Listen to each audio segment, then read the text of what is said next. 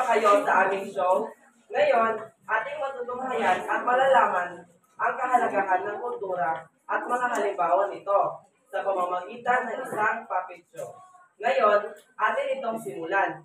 Nais kong magbilang kayo ng 5 hanggang 1.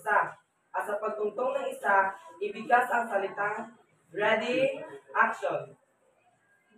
5, 4, 3, 2, 1. Ready, action!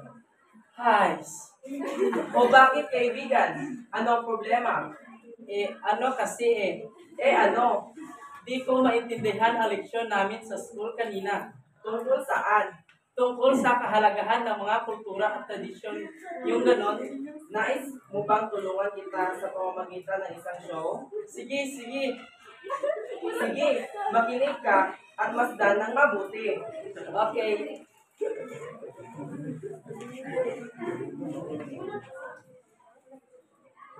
Unang eksena.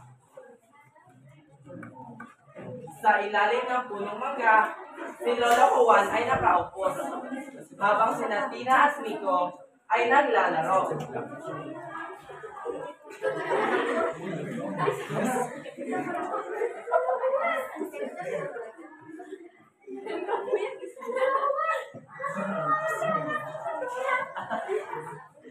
Napakahalaga ng ating kultura dahil ito ang nagbibigay ng pagkakilanlan sa ating bilang mga Pilipino.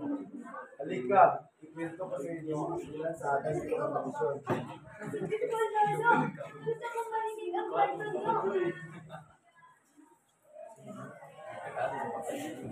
Pangalawang eksena, ang kultura ng pagkain. Dumating si Aling Rosa, dala ang kanyang bilao ng kakanin.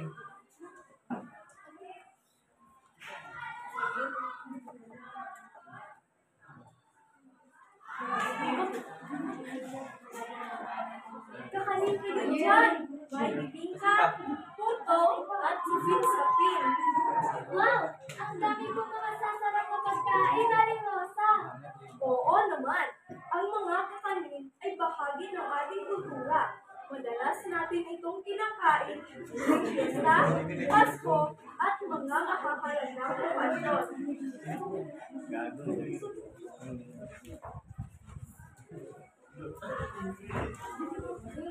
Tama ka, Aling Rosa.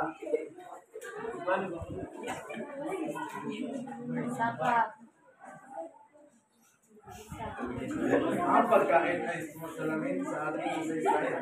Halimbawa, ang bibigka ng butong-butong ay kadalasang kinakain sa masalayan.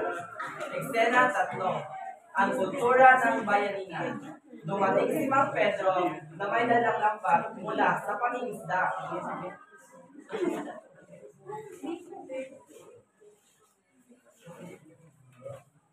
Magandang araw sa inyo.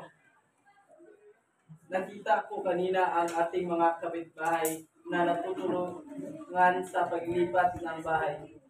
Napakaganda ng ating tradisyon ng bayanihan. Ano po ang bayanihan, Mang Pedro?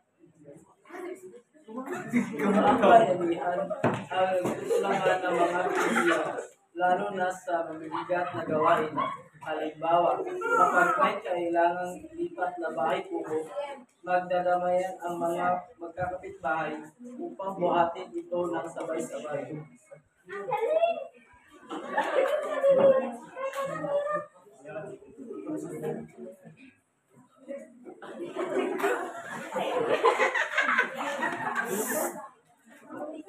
Tama, Tina. Ang bayanihan ay nagpapakita ng ating pagiging mapagkakasakit sa isa't isa.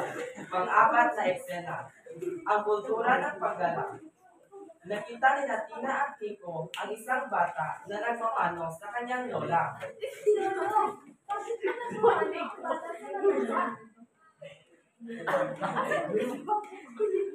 Yan ay tanda ng paggalang sa kultura natin.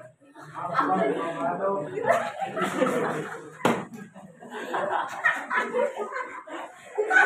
Ang pagmamano ay paraan ng pagpakilala ng respeto sa mga tanda.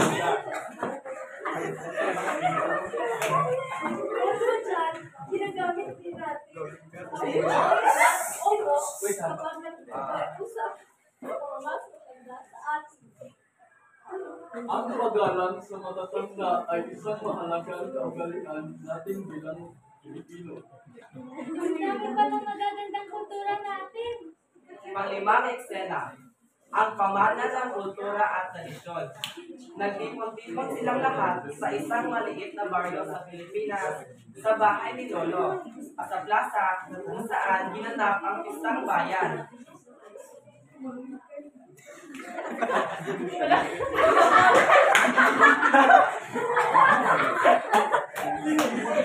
Nasa iyo. Pang-anim na eksena, sa bahay ni Lola. Si Miko at Tina ay naglalaro, habang sina Lola ay nagbuborda ng barong.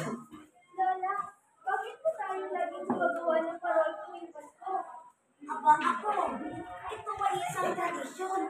Ang parol ay simbolo ng liwanag at pag-asa. Noon pa man, ginagawa na ito ng aking mga ninuno tuwing Kapaskuhan.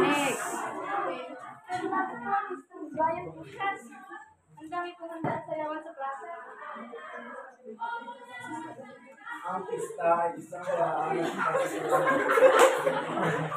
Pagkaroon may kapal. Dito sa ating banyo, ipinagdiriwang at ipinagdiriwang ipakita ang ating kultura at pananampalataya. Yung tumulang sa paghahanda, Lola.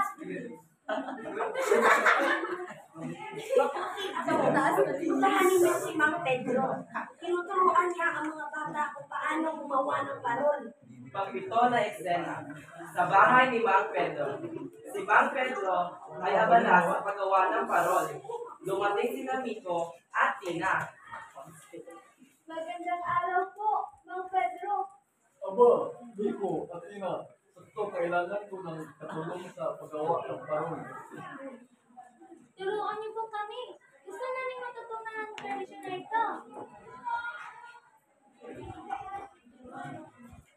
Ipinakita ni Mang Pedro kung paano tinupi at binuo ang parol gamit ang papel at kawayan. Ang paggawa ng parol ay isang sining.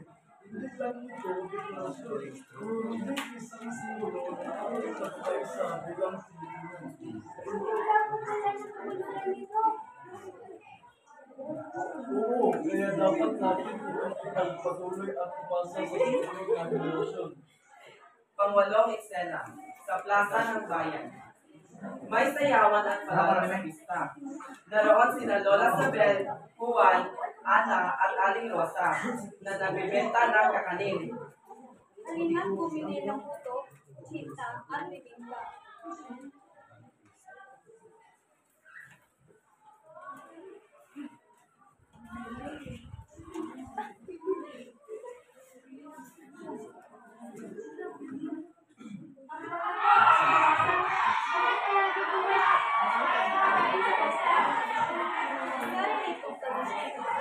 Ang ating kakainin ay bahagi ng ating kultura at sinisimbolo ng pagsasama-sama ng pamilya at komunidad.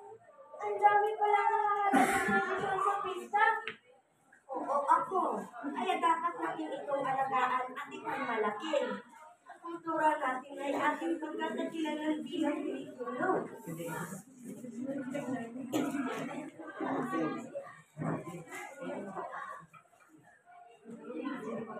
Kaya mga bata, tandaan ninyo ang ating kultura at tradisyon at ipasa ito sa susunod na henerasyon. Opo, Mang Pedro. Siguraduhin lang hindi ito makakalimutan. At ituturo namin ito sa iba para hindi mawala ang ating mga tradisyon at kultura. Kaya nagsayawan at nagkaisa ang mga tao. Natuto naman sila Juan at Ana na pangalagaan ang kanilang tradisyon at kultura.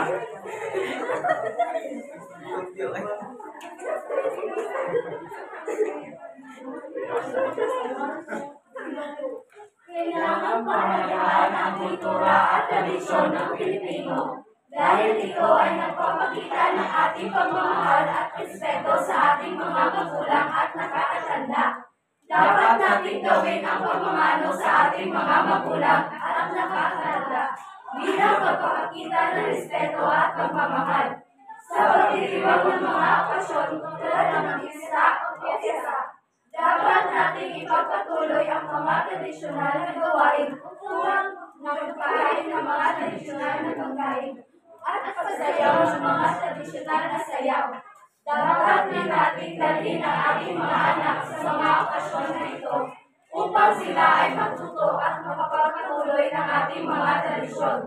Sa pamamagitan ng pagpapalaga sa ating kultura at tradisyon, makakamtan natin ang pagkakaisa at pag-unlad ng ating komunidad.